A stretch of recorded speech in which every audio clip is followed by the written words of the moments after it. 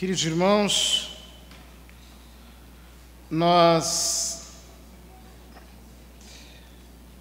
ontem falamos sobre adoração.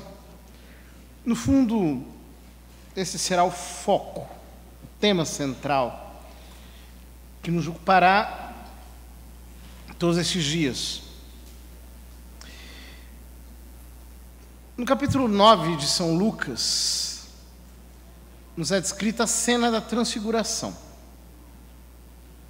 São Lucas salienta um aspecto da transfiguração, que, partindo do que dizíamos ontem, quando eu tomava aquele texto de 2 Coríntios, quando São Paulo diz que nós contemplamos a sua glória e somos transformados segundo a sua imagem, de glória em glória.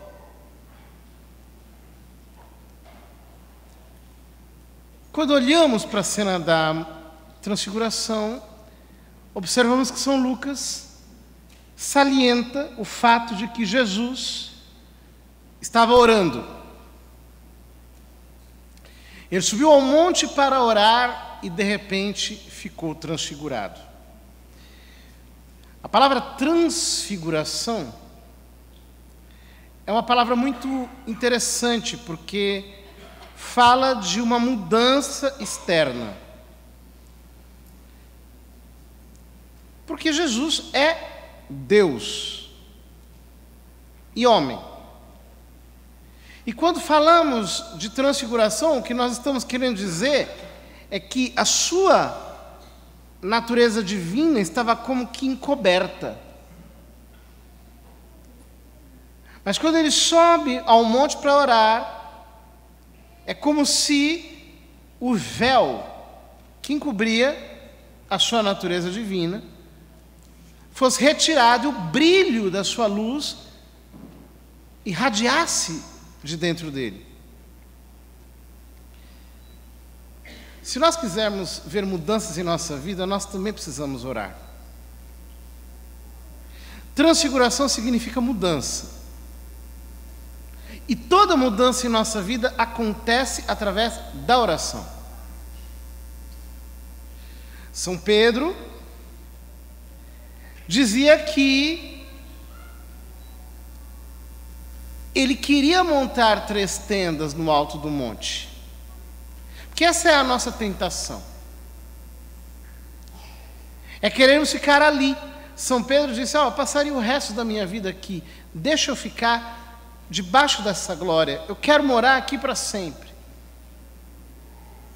O problema é que Deus não quer que nós fiquemos apenas construindo as nossas tendas, os nossos projetos. Nós precisamos nos alinhar com Ele para construir os seus projetos segundo o seu reino.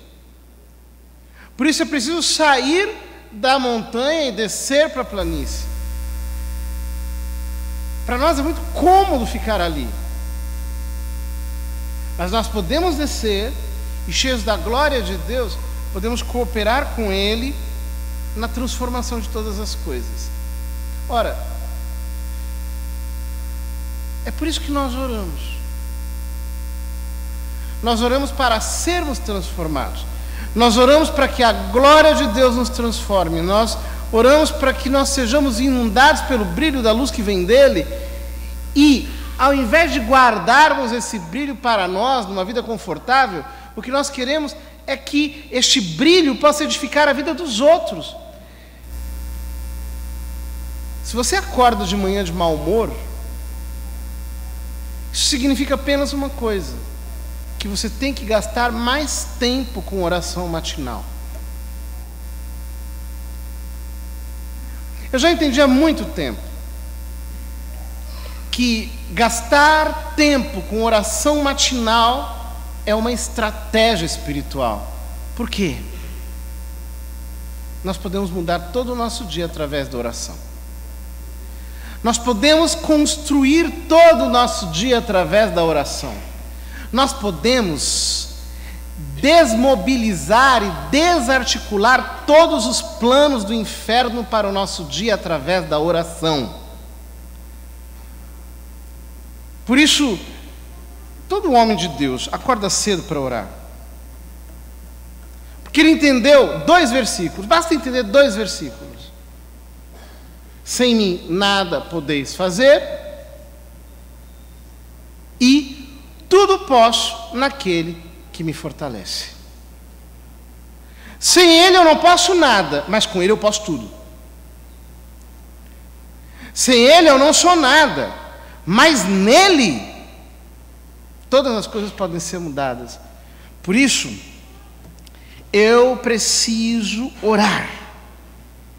Eu preciso priorizar a oração. Eu preciso me submeter à escola da oração. Todos nós temos sentimentos. Nós somos seres humanos. Como tais, temos muitos sentimentos. Só que nós não precisamos viver debaixo do governo dos nossos sentimentos. Ter sentimentos é uma coisa. Permitir que os sentimentos nos governem é uma outra coisa, totalmente diferente. O cristão é alguém que não quer ser governado pelos seus sentimentos. Ele quer ser governado pela palavra de Deus, pela vontade de Deus. Ele quer ser levado, conduzido pelo Espírito Santo. Por isso, ele se submete ao crivo da palavra. Ele recebe a orientação da palavra. No Evangelho de hoje nós vemos Jesus dizendo: minha mãe e meus irmãos são aqueles que ouvem a palavra de Deus e a põem em prática. Por quê? É na medida em que nós nos submetemos ao confronto diário com a palavra que efetivamente nós nos conectamos com Jesus. Nós tornamos-nos seus irmãos, na medida em que nós substituímos os nossos sentimentos pelo governo da palavra de Deus. A primeira leitura de hoje é simplesmente maravilhosa. Nós deveríamos meditar muito atentamente a primeira leitura. O coração do rei está nas mãos do Senhor como água fluente. Ele o dirige para onde ele quer. Veja que coisa extraordinária. O coração do rei, aqueles que nos governam, o seu coração está nas mãos do Senhor. Se está nas mãos do Senhor, quanto que a nossa oração não pode mudar de tudo aquilo que está aí? Quanto que a nossa oração não pode cooperar para que o coração do rei, estando nas mãos do Senhor, ele se sujeite ao Senhor. Mas o homem pensa que o seu caminho sempre reto, mas é o Senhor que sonda os corações. É sempre assim, nós achamos que os nossos caminhos são retos. Nós achamos que nós temos razão. O homem sábio sabe que não tem razão. O homem sábio se submete ao Senhor. Ele sabe que o Senhor sabe mais do que ele. E por causa disso ele se coloca docilmente nas mãos do Senhor.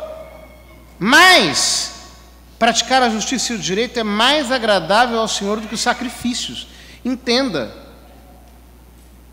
a tua relação vale muito menos do que a obediência que você pode ter para andar de uma maneira correta diante de Deus.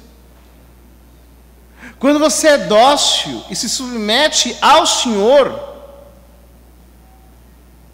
você pode sofrer menos, mas a obediência vale mais do que sacrifícios. Olhar arrogante e coração orgulhoso, a lâmpada dos malvados não é senão o pecado. O orgulho leva ao pecado. A arrogância leva ao pecado. A autossuficiência leva ao pecado. O homem que se acha está caminhando no caminho do pecado. Os projetos do homem aplicado produzem abundância, mas todos os apressados só alcançam indigência. Não tenha pressa, tenha sabedoria. Não seja ansioso. Aceite ser guiado por Deus. E assim você não vai errar. É tanta coisa maravilhosa, não vou continuar lendo a primeira leitura, ela tem muitas lições. O livro dos Provérbios é feito disso. O mais importante é que nós nos exponhamos a Deus. É que nós peguemos os nossos sentimentos e nós o passemos pela peneira da oração, alinhada com a palavra. Você está com raiva? Vamos orar sobre essa raiva? Não vai fazer nada. Vamos orar essa raiva. Vamos colocá-la debaixo da palavra. Está com medo? Não faça nada. Vamos orar esse medo. Vamos confrontar esse medo com a palavra. Vamos deixar Deus tratar esse medo. Está querendo muito fazer algo? Calma. Controle-se. A sabedoria nos ensina a deixar Deus passar primeiro. Não queira se antecipar ao Espírito Santo. Não seja precipitado. Quando nós nos precipitamos, nós erramos. E nós, portanto, nos expomos aos ataques do inimigo. Ora, no capítulo 6 do livro dos Números, aparece a bênção de Arão. E diz: o Senhor te abençoe e te guarde. Yahvé te abençoe e te guarde. Yahvé faça brilhar o rosto sobre ti e tenha misericórdia de ti. Yahvé sobre ti levante o rosto e te dê shalom, e te dê paz. O coração da bênção sacerdotal é que Yahvé faça brilhar sobre ti o seu rosto. Quando você ora, você entra no caminho da transfiguração e, portanto, da bênção. Bênção de Deus é o rosto dele brilhando para nós. Bênção de Deus é a face dele resplandecendo sobre nós. Nós podemos contemplar o seu rosto e nos encher do brilho da sua glória. Ora, você sabia que quando você se coloca um pouco de lado e você diz: Senhor, eu não quero focar em mim, eu quero te contemplar, eu quero te adorar, eu quero me ocupar de quem tu és, eu quero me misturar contigo. A adoração muda o seu rosto.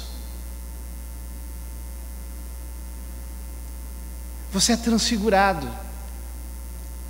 Jesus pode colocar todo dia um sorriso lindo no seu rosto. Basta você adorar. Basta você se ocupar com Ele logo cedo. Basta você se colocar na presença dEle com todo o seu coração. Eu me lembro que uma vez eu estava numa fase difícil, né?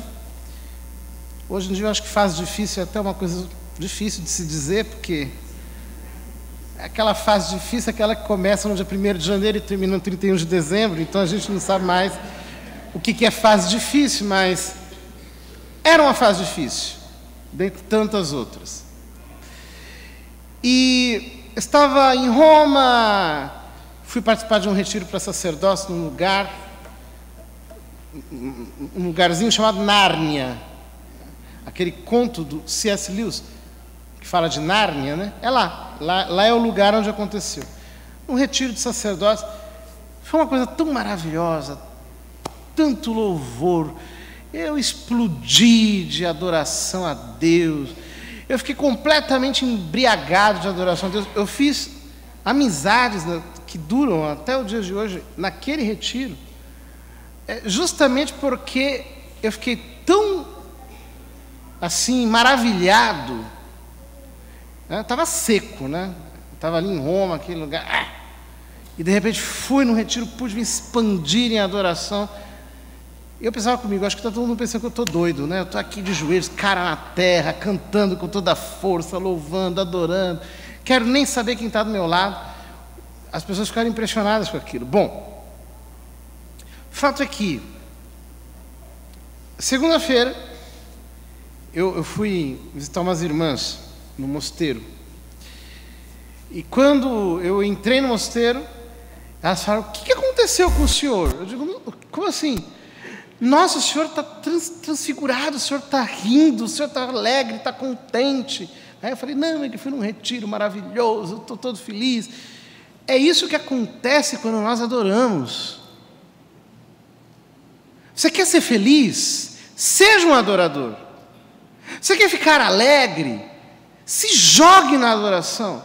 Seja uma pessoa que se deságua em Deus, que se lança em Deus, que diante de Deus você é como um carro que perdeu o freio, você cai ladeira abaixo e você se joga na presença dEle. Seja extravagante, coloque-se inteiramente nele, porque é assim que acontece. O texto nos diz que descendo da transfiguração, grandes multidões o seguiram, e eis que um leproso, tendo se aproximado, adorou-o, dizendo, Senhor, se quiseres, podes purificar-me. O leproso primeiro adorou, e em seguida disse, Senhor, se queres, podes purificar-me. Aprenda que em primeiro lugar vem a adoração. E em segundo lugar vem a súplica. Quando você se concentra sobre Deus, quando você ora, olhando para a grandeza do Senhor, para quem o Senhor é, bendizendo o Senhor, glorificando o Senhor, confessando a majestade do Senhor, apegando-se àquele atributo concreto do Senhor, o que acontece é que a sua petição se torna qualificada. Quando você apresenta ao Senhor a sua súplica, ela está carregada de peso, de densidade, de perfume na presença dEle. Em primeiro lugar, nós temos que adorar. Eu dizia que a adoração é o tipo de oração mais elevado. Claro, porque pela ação de graças, eu agradeço a Deus pelo que Ele fez na minha vida. Pelo louvor, eu o elogio pelo que Ele faz ao longo da história. Mas pela adoração, eu reconheço quem Ele é. Então eu me concentro sobre o ser dEle. Eu magnifico o ser dEle. O Salmo 33 diz, engrandecei o Senhor comigo, e todos a uma lhe exaltemos o nome. Engrandecei o Senhor comigo. O que significa engrandecer o Senhor? Engrandecer o Senhor significa confessar que Ele é maior do que qualquer coisa que me preocupa. Engrandecer o Senhor significa dizer, Deus, eu tenho uma preocupação com isso, mas eu não quero prestar atenção nisso agora, porque Tu és maior do que isso. Engrandecer é reconhecer a excelência, a sublimidade, a magnificência dEle. Se você não for capaz de fazer isso, de dizer, Deus, agora eu quero esquecer o meu marido alcoólatra, o meu filho drogado, eu quero esquecer a minha dívida que é difícil de pagar, eu quero esquecer o meu emprego que está ruim ou que eu não tenho, porque Tu és maior do que tudo isso. Eu quero me concentrar sobre ti. Se Deus não for maior diante dos seus olhos, você não vai entender que só Ele pode esmagar todos os seus gigantes. É quando você engrandece ao Senhor, que pela fé você enxerga a real proporção de tudo, e então o gigante vira não. Quando Davi estava diante de Golias, ele disse: ele vem contra mim com o seu exército, mas eu vou contra ele com o Senhor dos exércitos. Davi era um menino, Golias era um gigante. No entanto, Davi era um salmista, era um louvador de Deus, era um adorador, era alguém que confessava a grandeza de Deus. Foi ele que escreveu esse verso: engrandecei comigo ao Senhor. Ele engrandecia ao Senhor. Davi só pôde derrotar Golias porque ele engrandecia ao Senhor e, portanto, ele sabia que Deus era maior do que Golias e que a batalha pertence ao Senhor. É Ele que esmaga gigantes. É Ele que destrói impérios. É Ele que faz todas as coisas entrarem no eixo. É Ele, não sou eu. Portanto, se esqueça um pouquinho dos seus problemas todo dia e diga: Senhor, eu me lembrarei que Tu és grande. Eu quero Te engrandecer. Eu quero confessar a Tua grandeza diante de tudo isso. Nada tira o meu foco de Ti. Quem é o meu chefe diante de Ti? Não é ninguém. Quem é a minha empresa diante de Ti? Não é nada. Quem são os homens diante de Ti? Absolutamente nada. Quão grande és Tu. Eu me concentrarei sobre a Tua grandeza, sobre a Tua magnificência. Isso é adorar. Adorar é olhar a grandeza dEle. Adorar é perceber a proporção imensa que mostra a desproporção de tudo em relação a Ele. Apocalipse 4:10. Os 24 anciãos prostraram-se diante daquele que se encontra sentado no trono, adorando o que vive pelos séculos dos séculos e depositando as suas coroas diante do trono. Os 24 anciãos se prostraram. Isso mostra quanto a nossa atitude, inclusive física, é importante para a adoração. Sabe, muitas vezes você vai ter que se dobrar em joelhos para adorar. E eu digo para vocês, quantas vezes Deus nos leva a experiências tão intensas com a glória dEle, que você fica colado no chão, feito lagartixa. Se você pudesse se enterrar abaixo do nível da terra, você se enterrava. Tão grande é a sublimidade dEle que te esmaga, a glória dEle que te impacta, que você queria descer para o nada, só para confessar que Ele é grande, que Ele é maior do que tudo. Muitas vezes nós temos que nos prostrar em adoração, nós temos que estar numa atitude reverente para com Ele.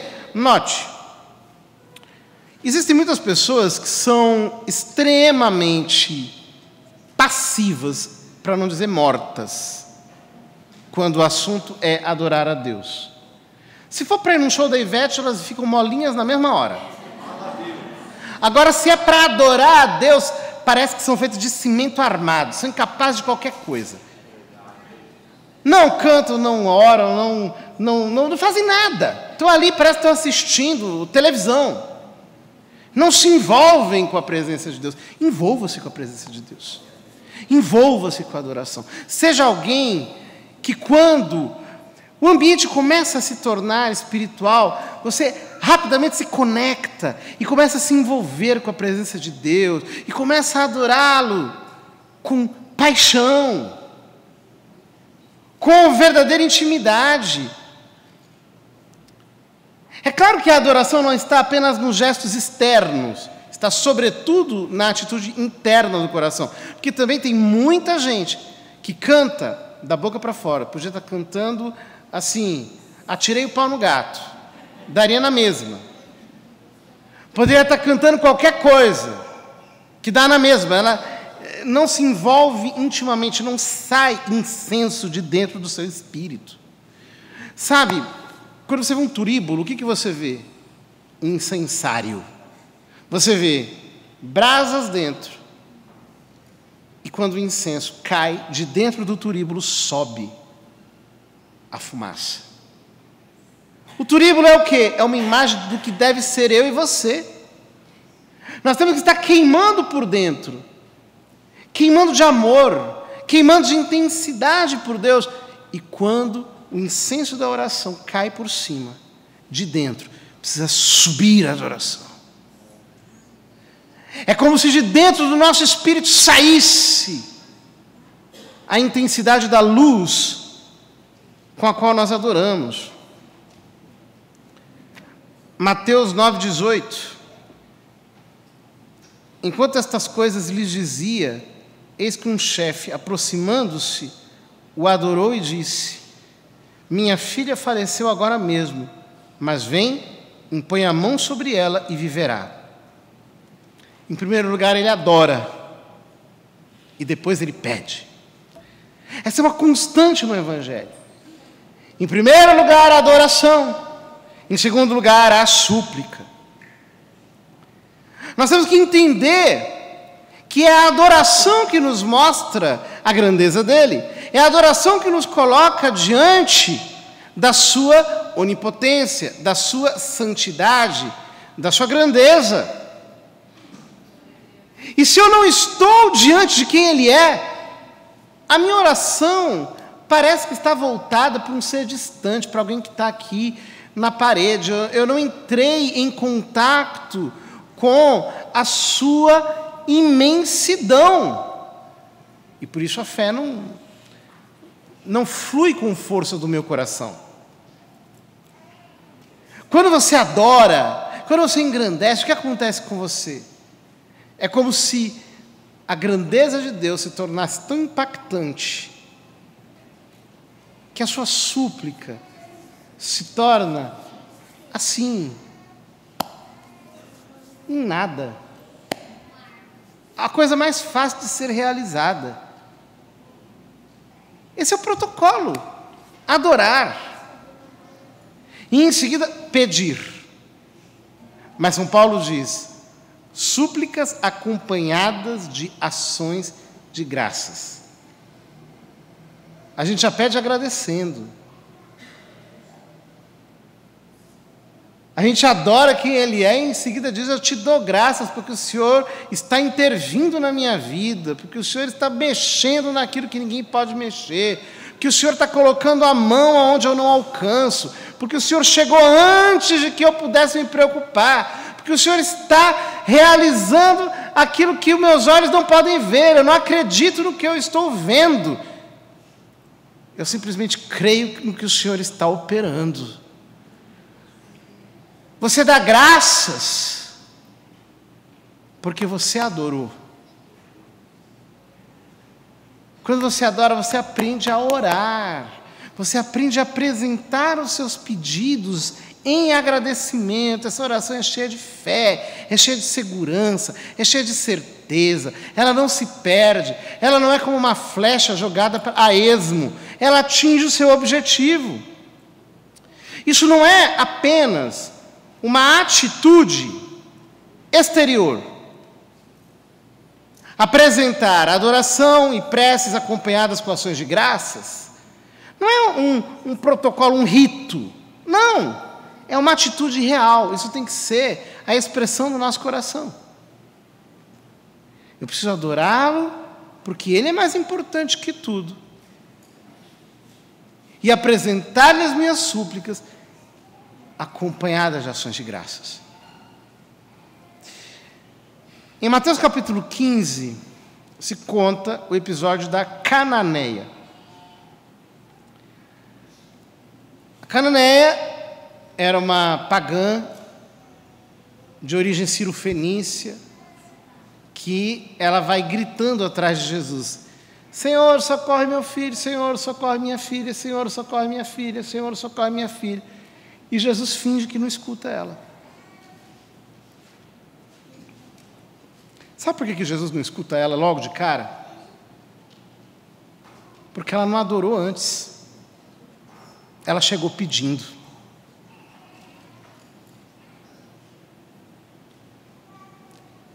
Ela foi gritando e apresentando sua súplica. Então ele falou, não, não, não, não. Ele entra na casa, ela entra atrás. Não, não, não. Os apóstolos falam, mestre, atende logo essa mulher para ela parar de gritar. Ele vira e fala, não convém tirar o pão da mesa e dá-lo aos cães. Veja a dureza. Então ela diz, mas Senhor, adoração. Senhor, até os cachorrinhos comem da mesa dos seus amos. Mulher, grande é a tua fé, seja feito conforme tu queres. Quando você adora, Deus abre a porta do céu e diz o quê? Quando você apresenta ao Senhor a sua adoração, quando você reconhece a grandeza dEle, quando você o trata com o seu Adonai, quando você percebe que Ele é o Senhor, então tudo se abre, porque depende dEle, não depende de você. Veja, a atitude do nosso coração tem que ser correta. Não basta apresentar coisas exteriores, não é uma questão de performance, é uma questão de atitude profunda. Contudo, existem muitos modos e muitas outras manifestações da adoração. Hebreus 13:15, por meio de Jesus, pois, ofereçamos a Deus sempre sacrifício de louvor, que é o fruto de lábios que confessam o seu nome. Sacrifício de louvor, que é fruto dos lábios que confessam o seu nome. Uma possibilidade de interpretação disso é o seguinte, um pouco mais existencial. Você está olhando o desastre acontecer. Até as pessoas, porque assim, quando a coisa é feia, até as pessoas que têm fé olham e dizem, não tem mais jeito, já era. Desista, entrega, abra mão. Você vê a tragédia acontecendo. O que é o sacrifício de louvor? A confissão do seu nome, fruto de lábios que confessam o seu nome. É quando você se recusa a olhar as coisas e a ceder aos seus sentimentos de desespero diante das coisas exteriores. E você diz, Senhor, eu te louvo porque tu estás operando maravilhas. Este é o sacrifício de louvor, você sacrifica os seus sentidos e louva confessando aquilo que Ele está fazendo, movido apenas por fé. Deus muitas vezes nos leva a situações limites. As coisas por lá de fora estão indo por água abaixo, em ladeira abaixo. Aí você vai orar, você abre a palavra, Deus fala com você e diz, olha, eu estou trazendo libertação, eu estou trazendo intervenção, eu vou trazer mudança, eu vou dar a vitória, eu estou chegando, vai acontecer. E aí você tem que fazer uma escolha. O que eu acredito? Eu acredito nos meus olhos ou acredito em Deus, na palavra? E você fala, eu sacrifico os meus olhos e eu confesso a palavra. Deus está me sarando, Deus está me curando, Deus está me intervindo nessa situação, Deus está fazendo aquilo que ninguém pode fazer, Deus está fazendo com que o pecador caia do cavalo, trazendo conversão para a sua vida, Deus está trazendo revelação, Deus está trazendo arrependimento, o Senhor está fazendo, eu te louvo, eu te engrandeço, eu te glorifico. Quando você confessa desse modo, o que você está fazendo? Você está adorando. Você está dizendo, tu és soberano. Está tudo nas tuas mãos. Eu estou alinhado contigo. Eu creio naquilo que o Senhor está fazendo. Eu me recuso a crer no que os meus olhos estão vendo. Eu sei que o Senhor é maior do que tudo. Eu sei que o Senhor é Deus, até para ressuscitar os mortos. Então eu não desisto. Salmo 63, versículo 4. Assim cumpre-me bendizer-te enquanto eu viver. Em teu nome levanto as mãos. Sabe o que significa levantar as mãos? Nós líamos na segunda leitura de domingo, né? Quero que todos os homens apresentem suas orações levantando as suas mãos santas. Por todos os lugares, diz São Paulo. Levantar as mãos significa dizer, eu me rendo. Eu estou rendido a ti.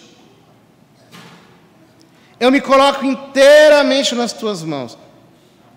E a manifestação maior disso é quando a gente diz, Deus, eu entrego tanto isso a ti que eu não quero nem me preocupar mais com isso. Eu vou me preocupar com outras coisas.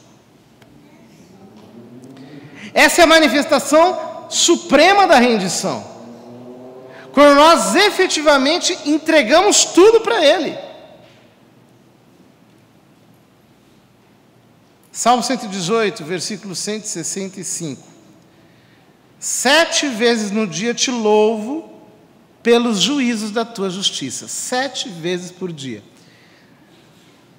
É interessante que a igreja tem as chamadas 7 horas canônicas, né? Que se cumprem nos mosteiros. Os 7 momentos de oração e de intercessão que se fazem pela igreja durante todo dia. Por que os monges fazem isso? Porque a gente precisa de uma pausa para louvar. Aprenda a fazer pausas no teu dia. Simplesmente para louvar, para não fazer mais nada. Para dizer, Deus, eu vou ficar aqui 5 minutos te louvando. Eu te louvo, eu te louvo, eu te louvo, eu te glorifico, eu te exalto. Tu és bom, tu és Deus, tu és grandioso. Aprenda a ter essas pausas, porque o nosso espírito precisa. Nossa Senhora diz no Magnificat, né? A minha alma engrandece ao Senhor e o meu espírito exulta de alegria em Deus, meu Salvador. Quando a nossa alma engrandece, o nosso espírito exulta. Quando você para louvar, o seu espírito se ativa para exaltar, para se alegrar, para estar na presença de Deus. Quanto é sadio parar muitas vezes no dia, marcar aquele horário. Olha, agora eu vou parar 5 minutinhos aqui, desligo tudo. Deus, eu te louvo, eu te glorifico, tomo um salmo, vou glorificar o nome dEle. Queridos, a adoração muda até o ambiente em que nós estamos. Quando nós glorificamos a Deus, quando nós nos entregamos ao louvor, o ambiente muda. Sabe, tem muita gente que me fala assim, padre, vem na minha casa, porque minha casa está não sei o quê, está carregada, está não sei o que lá, eu preciso que o senhor venha aqui abençoar a minha casa, não sei o quê. Francamente, eu não tenho tempo de fazer essas coisas. É muito difícil. Mas não é só difícil. É desnecessário. Por quê? Se você transforma a sua casa num ambiente de louvor, não tem diabo que entra lá dentro. Aquilo fica blindado. A presença de Deus blinda aquele lugar. O profeta Isaías diz que as portas do Senhor são os louvores. E o Salmo 99 diz, entrai por suas portas dando graças, e em seus átrios com hinos de louvor. Louva, começa a louvar. Se você aprende a louvar, às vezes, você me diz assim, como é que eu faço para louvar? É simples, pega um caderninho e começa a escrever motivos para louvar a Deus. Porque Ele é o Criador de todas as coisas, porque Ele é o benfeitor, porque Ele porque Ele Ele. Você vai fazer um elenco lá de 50, 100 coisas, Aprende aquilo, vai, diz e diz, Senhor, eu te louvo por isso, eu te louvo por aquilo, eu te louvo, eu te bendigo, eu te agradeço. O que vai acontecer? Vai acontecer que o ambiente onde você está vai ficar carregado da presença dEle. Porque é isso que o louvor faz.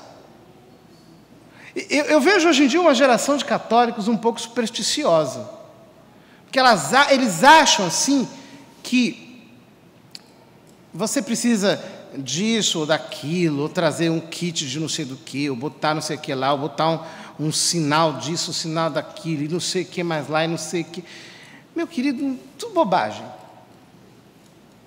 Se você for um homem, uma mulher, que estabelece no seu ambiente um clima de louvor, você se torna inatingível. Porque a presença de Deus te acompanha para onde você vai. Você simplesmente louva. Você simplesmente adora. Marcos 5,6. Está falando do homem que foi liberto em Gerasa, né? Quando de longe viu Jesus, correu e, ajoelhado, o adorou. Veja, muitas vezes nós vamos ter que fazer posturas físicas de adoração, porque elas nos ajudam a nos prostrarmos. Quando você se curva, Deus te levanta. Quando você aprende a se prostrar, Deus te coloca de pé. Não tem nada melhor do que isso. Aliás, eu estou bem contente que meu joelho parou de doer.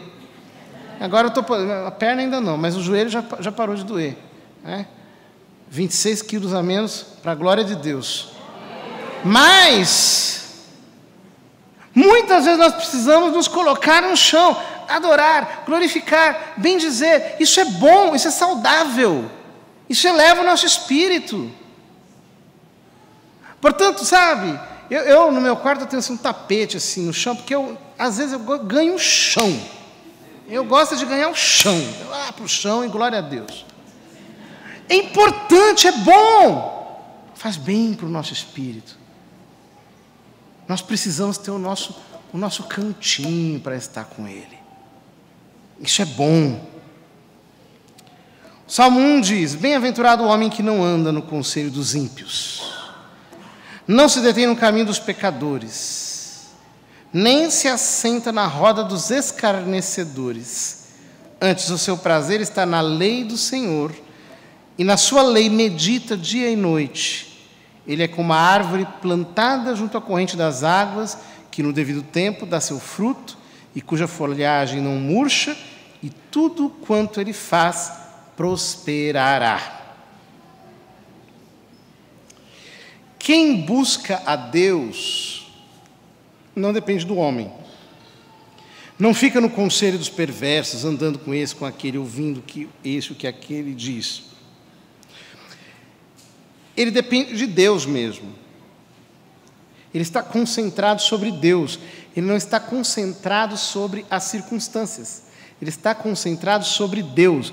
Ele não está concentrado sobre as pessoas. Ele está com seu olhar posto em Deus. Ele depende de Deus. Este é um dos maiores segredos e uma das maiores estratégias. Por quê? Se as circunstâncias puderem determinar o nosso comportamento, o diabo não vai parar de nos atacar. Os ataques vão continuar. Por quê? Porque as circunstâncias mexem conosco. E ele ataca nas circunstâncias. Agora, se nós permanecemos na dependência de Deus, olhando exclusivamente para Deus, os ataques dele não vão produzir efeito. Ele vai fazer barulho do lado de fora, só que a sua atenção está posta no Senhor. O barulho aqui, mas você não está olhando para o barulho. Barulho lá e você não... Barulho aqui, você está olhando para Deus, você depende de Deus, você se move por causa dele, você é um adorador, você adora, você adora, você adora, você adora. O diabo não é burro. Os ataques param aí. Os ataques vão parar quando você começar a adorar de verdade. Os ataques vão parar quando você focar na adoração. Pare de dar ibope para essa gente. Pare de olhar o que está acontecendo. Pare de receber notícias. Pare de ficar o tempo todo atento para as coisas que vão de um lado para o outro. Pare agora. Porque este está sendo o canal pelo qual você está sendo continuamente desestabilizado. Quando você for um verdadeiro adorador, o diabo vai desistir de você. Ele vai dizer, não tem jeito. Ele aprendeu qual é o caminho.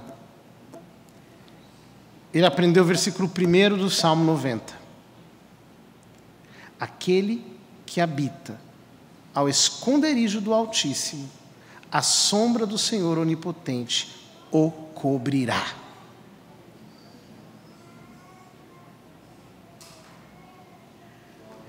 É a adoração que te coloca nessa posição. É aí que você entra efetivamente no lugar de proteção, refúgio e segurança. Que você aprenda a fazer isso. Que nós todos aqui, queridos irmãos, priorizemos essa atitude diante de Deus. E assim a nossa vida será transformada, porque nós teremos encontrado o nosso verdadeiro lugar. O nosso verdadeiro lugar é ali, no esconderijo do Altíssimo.